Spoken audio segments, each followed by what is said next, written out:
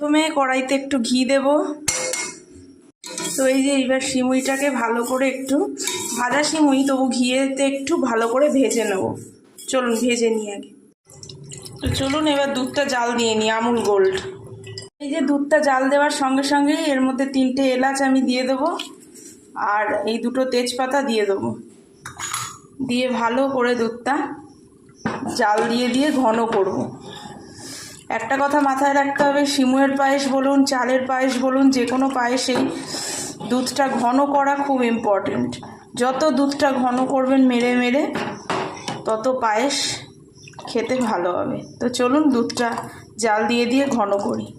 এই যে দুধটা ফুটে গেছে, এবার এর মধ্যে আমি ভেজে রাখা সিমুইগুলো এই যে দিয়ে দিয়েছি। এবার এটা ভালো করে এই 2-4 মিনিট একটু নাড়াবো। আমি এখানে শুধু তেজপাতা আর গোটা এলাচ দিয়েছি, আপনারা চাইলে কাজু কিশমিশ দিতে পারেন। আমি কাজু কিশমিশ খুব একটা ভালোবাসি না বলে দেব না। আর এটা অনেকে মিল্ক মেড দিয়ে করে, এর মধ্যে মিল্ক মেড দেয়, গুঁড়ো দুধ। কিন্তু এই দুধ আমার আমুল গোল্ডের টেট্রা প্যাক, তো এটা এমনি খুব ঘন আর ক্ষীর হয়ে যাবে। যখন এটা ফাইনাল লুকে আমি দেখাবো, এই পায়েসটা ক্ষীর হয়ে যাবে। তো এটার জন্য আমি আর মিল্ক মেড দিচ্ছি না, আমুল গোল্ড ইউজ করেছি। তো চলুন এটা এবার 2 মিনিট ভালো করে ফুটিয়ে নিই, দিয়ে মিষ্টি দেব। এই যে এবার আমি এটা চিনি দেব, একটু পরিমাণ মতো আপনারাও চিনি দেবেন। আমি এখানে এরকম বোলের 2 বোল চিনি দেব।